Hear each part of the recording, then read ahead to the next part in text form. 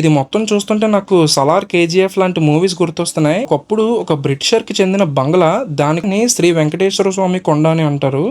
Muslims ఈ స్థలాన్ని దర్గా కొండ అని కూడా అంటారు. ఇప్పుడు టైం ఎగ్జాక్ట్ గా ఎర్లీ మార్నింగ్ 5:30 అవుతుంది. ఈ వీడియోలో మనం ఎక్స్ప్లోర్ చేయబోతున్న ప్లేస్ వైజాగ్ టూరిస్ట్ అట్రాక్షన్స్ లో బాగా ఫేమస్ అయిన రోజ్ హిల్. దీనిని హోలీ ప్లేస్ ఆఫ్ వైజాగ్ అని కూడా అంటారు. రోజ్ హిల్ ప్రత్యేకత ఏంటంటే ఒకే కొండ మీద పక్కపక్కనే చర్చ్, మసీద్ అలానే టెంపుల్ ఉంటాయి. ముందుగా మనం ఈ కొండపైకి వెళ్ళేటప్పుడు ముస్లిమ్స్ కి చెందిన దర్గా ఎదురవుతుంది. ముస్లిమ్స్ ఈ స్థలాన్ని దర్గా కొండ అని కూడా అంటారు. ఇక్కడ ఉన్న మసీద్ కి దాదాపు 700 సంవత్సరాల చరిత్ర ఉందని చెప్తారు. ముస్లిమ్స్ మత గురువు అయిన హజరత్ బాబా ఇషాక్ మదీనా గారి సమాధికి గుర్తుగా ఈ దర్గాని నిర్మించారు. అయితే ఇప్పుడు టైం మార్నింగ్ 6 అవుతున్నా ఇంకా గేట్స్ ఓపెన్ చేయలేదు, లాక్ చేసే ఉన్నాయి. ప్రపంచంలో ఇలా 3 రిలీజియన్స్ తాలూకు హోలీ ప్లేసెస్ ఒకే దగ్గర ఉండడం కేవలం 3 చోట్ల మాత్రమే జరిగింది. ఒకటి కేరళ తిరువనంతపురంలోని పాలయం అనే ప్రాంతంలో, రెండోది అబుదాబిలోని అబ్రహామిక్ ఫ్యామిలీ హౌస్, ఇంకా మూడోది మన విశాఖపట్నంలోని ఈ రోజ్ హిల్. ఈ రోజ్ హిల్ ఎగ్జాక్ట్ గా విశాఖపట్నం పోర్ట్ ఏరియాలో ఉంటుంది. ఇప్పుడు ఎర్లీ మార్నింగ్ కాబట్టి మనం మొత్తం కాస్త ఎక్స్ప్లోర్ చేయడానికి ఖాళీగా చాలా బాగుంటుంది. ఇంకా పైనుంచి చూస్తే విశాఖపట్నం పోర్ట్ వ్యూ అస్సలు అదిరిపోతుంది. ఈ పోర్ట్ ఛానల్ గుండా పెద్ద పెద్ద కార్గో షిప్స్, నావల్ వెజల్స్ రావడం చాలా బాగా కనిపిస్తాయి. ఈ వ్యూ కోసమైనా ఇక్కడికి తప్పకుండా రావాలి. ఈ కనిపిస్తున్న పోర్ట్ 1927లో బిల్డ్ చేశారు. ఇంకా మనం కాస్త పైకి వెళ్తే చర్చ్ స్టార్ట్ అవుతుంది. ఇక్కడ నుంచి ఇంకా మొత్తం మీకు చర్చ్ కనిపిస్తుంది. అలానే ఈ కనిపిస్తున్న రూట్ ఇంతకు ముందు క్లోజ్డ్ ఉండేది, ప్రెసెంట్ ఓపెన్ లోనే ఉంది. లాస్ట్ లో చూద్దాం ఆ పైన ఏముందో. ఇంకా ఈ కనిపిస్తున్న ప్లేస్ మొత్తం కూడా చర్చ్ కి సంబంధించింది. ఇది మొత్తం కూడా ప్రేయర్ హాల్. మెయిన్ చర్చ్ అయితే పైన ఉంటుంది. ప్రెసెంట్ ఎవరు లేరు. మార్నింగ్ టైం వస్తే ఇలా పీస్ఫుల్ గా బాగుంటుంది. ఈ ప్రేయర్ హాల్ని 1900 నుంచి 1905వ సంవత్సరం వరకు చర్చ్తో కలిపి ఎక్స్టెండ్ చేసి రెనోవేషన్స్ చేశారు. ఇంకా ఈ పైన మనకి మరియమాత స్టాచ్యూ కూడా ఉంటుంది. అందుకే ఈ చర్చ్ని మేరీమాత చర్చ్ అంటారు. ఇంకా ఇక్కడ అందరూ క్యాండిల్స్ని వెలిగించి ప్రేయర్స్ చేసుకుంటారు, వాళ్ళు కోరుకునేవి అవ్వాలని. ప్రజెంట్ అయితే ఇక్కడ ఎవరూ లేరు, చాలా ఖాళీగా ఉంది. ఇంకా ఇక్కడ మీకు ఈ చర్చ్ 1938 నుంచి ఎలా ఎలా రెనోవేషన్స్ చేశారు, మార్పులు ఎలా చేశారు అని క్లియర్గా చూడొచ్చు. ఇంకా ఈ స్టెప్స్ నుంచి మనం అలా పైకి వెళ్తే మనకు మెయిన్ చర్చ్ కనిపిస్తుంది. యాక్చువల్గా ఈ మెయిన్ చర్చ్ ఏదైతే ఉందో ఇది ఒకప్పుడు ఒక బ్రిటిషర్కి చెందిన బంగ్లా. దానికోసం చెప్తాను. దానికంటే ముందు ఈ చర్చ్ వ్యూ ఎలా ఉందో చూడండి.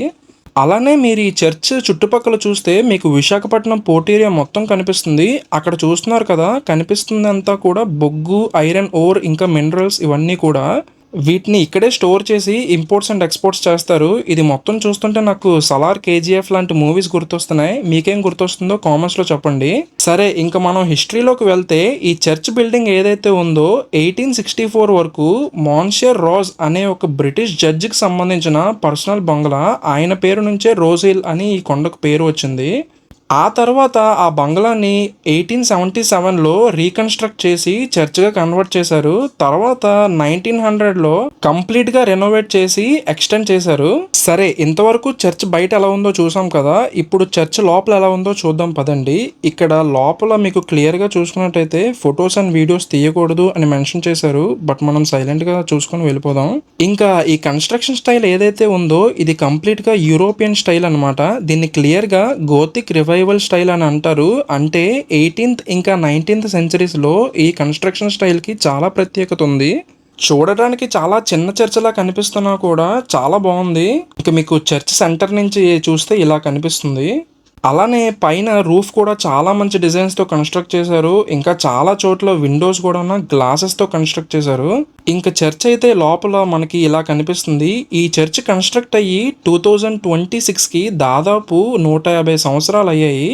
ఈ చర్చ్ సీ లెవెల్ నుంచి 150 మీటర్స్ హైట్ ఆల్టిట్యూడ్లో ఉంది. సీటింగ్ కెపాసిటీ కూడా కాస్త తక్కువే. అందుకే మళ్ళా కింద ప్రేయర్ హాల్ ఇవన్నీ కన్స్ట్రక్ట్ చేసి ఎక్స్టెండ్ చేశారు. ఇంకా ఈ చర్చ్కి సంబంధించిన ఫెస్టివల్ని ప్రతి ఇయర్ December 8th సెలబ్రేట్ చేస్తారు. ఆ ఫెస్టివల్నే కొండగుడి పండుగ అని అంటారు. ఆ ఫెస్టివల్ కోసం చాలా దూర ప్రాంతాల నుంచి లక్షలాది మంది ప్రతి సంవత్సరం వస్తారు. మీరు ఎప్పుడైనా ఆ ఫెస్టివల్కి విజిట్ చేశారో లేదో కామెంట్స్లో చెప్పండి. ఇంకా చలో చర్చ్ నుంచి బయటికి వెళ్దాం. ఇంకా చర్చ్ని అయితే మనం ఎక్స్ప్లోర్ చేసాం కదా, మీకు స్టార్టింగ్లో చెప్పా కదా ఈ రూట్ పైన ఏముంటుందో చూద్దామని. పదండి ఒకసారి వెళ్ళి చూద్దాం.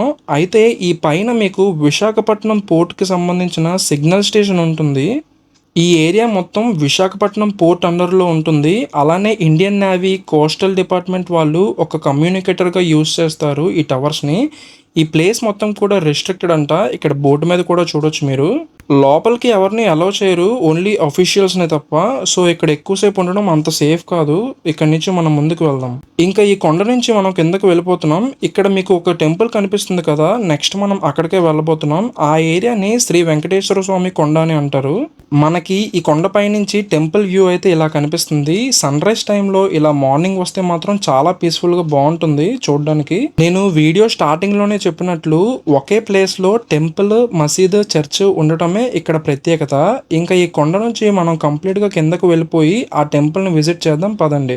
ఇంకా మనం రానున్న వీడియోస్లో చాలా ప్లేసెస్ని ఎక్స్ప్లోర్ చేయబోతున్నాం. ఇంకా మన ఛానల్ని ఎవరైనా సబ్స్క్రైబ్ చేసుకోకపోతే సబ్స్క్రైబ్ చేసుకోండి, మాకు సపోర్ట్ చేసినట్లు అవుతారు. అలానే ఇప్పుడు మనం వెళ్ళబోతున్న వెంకటేశ్వర స్వామి గుడికి కూడా చాలా చరిత్ర ఉంది. ఈ గుడిని హిస్టరీ ప్రకారం 1866లో కెప్టెన్ బ్లాక్మూర్ అనే ఒక యూరోపియన్ బ్రిటిష్ కెప్టెన్ నిర్మించినట్లు చెప్తారు. అలానే ఇంకొంతమంది ఏమంటారంటే ఈ టెంపుల్ని 1792లోనే నిర్మించినట్లు, ఆ తర్వాత మరలా రెనోవేట్ చేసినట్లు చెప్తారు. మీకు దీనికోసం ఏమైనా తెలిస్తే కామెంట్స్లో చెప్పండి. అలానే ఇక్కడ లోకల్స్ అయితే ఈ టెంపుల్ని నరసింహస్వామి టెంపుల్ అని, అలానే శృంగమణి టెంపుల్ అని కూడా పిలుస్తారు. ఇక్కడ ఎంట్రన్స్ దగ్గర అయితే మాత్రం మనకి క్లియర్గా శ్రీ వెంకటేశ్వర స్వామి దేవాలయం అనే బోర్డు కనిపిస్తుంది. యాక్చువల్గా టెంపుల్ టైమింగ్స్ మార్నింగ్ 6 AM నుంచి స్టార్ట్ అవుతుందంట. కానీ ఇప్పుడు టైం 7 AM అవుతుంది. ఇంకా గేట్స్ లాక్ చేసే ఉన్నాయి, ఓపెన్ చేయలేదు. సో డైరెక్ట్ గా ఇప్పుడు మనం లోపలికి వెళ్ళలేం. ఈ టెంపుల్ ఆర్కిటెక్చరల్ స్టైల్ కూడా చాలా యూనిక్ గా కొత్తగా ఉంటుంది. ప్రెసెంట్ లోపలికి వెళ్ళడం అవ్వదు కాబట్టి మనం ఈ టెంపుల్ ని బయట నుంచే ఎక్స్ప్లోర్ చేస్తూ డీటెయిల్ గా నెక్స్ట్ కంటిన్యూషన్ వీడియోలో మాట్లాడుకుందాం. ఇంకా చాలా మంది ఏమనుకుంటారంటే ఈ కంప్లీట్ ఏరియా కేవలం ఒక టెంపుల్ కో, చర్చ్ కో లేదా ఒక దర్గాకో మాత్రమే సంబంధించిందని అనుకుంటారు. అండ్ ఆ పర్టికులర్ రిలీజియన్ వాళ్ళే వెళ్ళాలి అని అనుకుంటారు. కానీ అలా కాదు. ఈ ప్లేస్ 3 రిలీజియన్స్ ని ఒకే చోట కలుపుతూ చాలా గొప్ప చరిత్ర ఉన్న ఒక అమేజింగ్ టూరిస్ట్ అట్రాక్షన్.